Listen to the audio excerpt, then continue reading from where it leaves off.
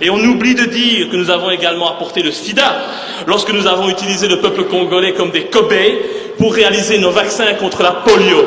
Désinformation et hypocrisie une fois de plus.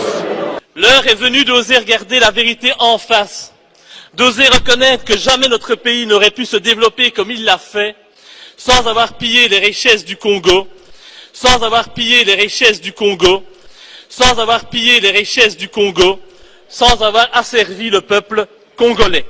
10 millions de morts, cela représente 50% de la population congolaise de l'époque, mais jamais notre pays s'est sincèrement excusé pour ces exactions.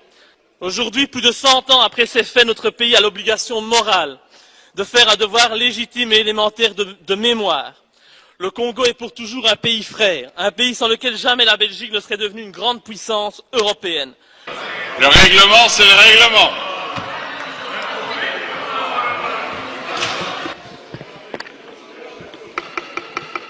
Cinq minutes, Monsieur le Président, c'est parti.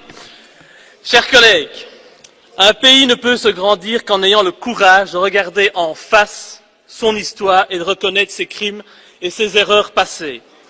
En ce sens, et afin de créer une nouvelle collaboration saine, éthique et respectueuse entre notre pays et la République démocratique du Congo, je pense qu'il est notre devoir, comme l'ont fait avant nous d'autres anciennes puissances coloniales, d'ouvrir les pages les plus sombres de notre histoire.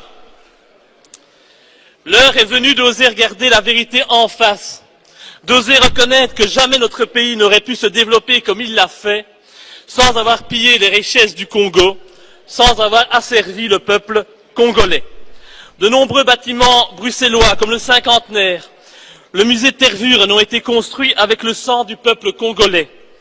De grands projets, comme le port de Zeebrugge, ont été financés par les richesses du Congo. Le travail forcé imposé par Léopold II, le roi des Belges, avec l'assentiment du Parlement entre 1885 et 1908 ne s'est pas fait sans mal. Des populations furent massacrées, domptées par la force par l'envahisseur, des femmes furent violées par les représentants de l'autorité coloniale. La déportation fut pratiquée, sans oublier la tristement célèbre coutume colonialiste des mains coupées, qui toucha également des enfants. Après le règne de Léopold II, la colonisation a elle aussi fait de nombreux dégâts et de multiples victimes. Au total, notre pays est responsable de la mort de 10 millions de Congolais, ça mérite un peu de respect. Un des plus grands génocides du monde.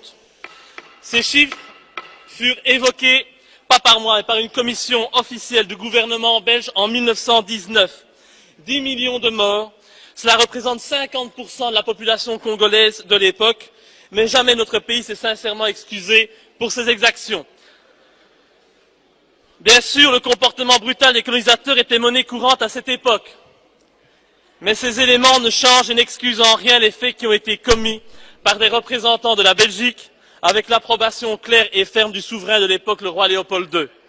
L'ambition de notre roi et le statut qu'il voulait offrir à notre pays ne doivent, c'est pas possible, hein,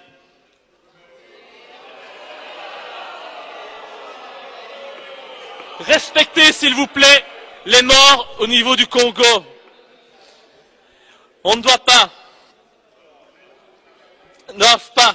nous ne pouvons pas manipuler la mémoire collective de la Belgique, ni salir la mémoire collective des Congolais.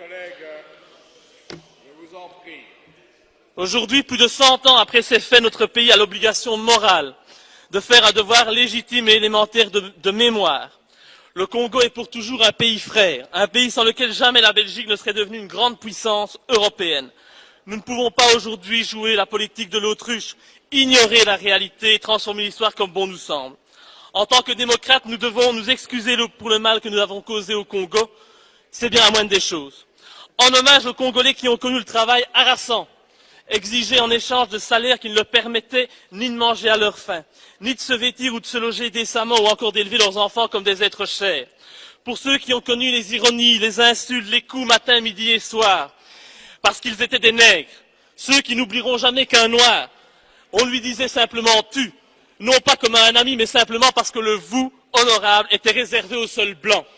en hommage à ceux qui ont vu leurs terres spoliées, au nom de textes prétendument légaux qui ne faisaient en fait que reconnaître le droit du plus fort, le droit du colon. Eh bien, pour ces gens qui durent accepter que la loi n'était jamais la même, ce dont qu'il s'agissait d'un blanc ou d'un noir, pour ceux qui ont connu les souffrances atroces des relégués pour opinion politique ou pour leurs croyances religieuses, comme Simon Kimbangu, exilés dans leur propre patrie, et pour qui un avenir pire que la mort était réservé. En hommage à l'auteur d'une partie de ce texte, Patrice Lumumba, arrêté et tué parce qu'il avait eu le courage de dire la vérité, parce que au Congo belge, il y avait dans les villes des maisons magnifiques pour les Blancs et des paillotes croulantes pour les Noirs. Pour tout cela, pour toutes les souffrances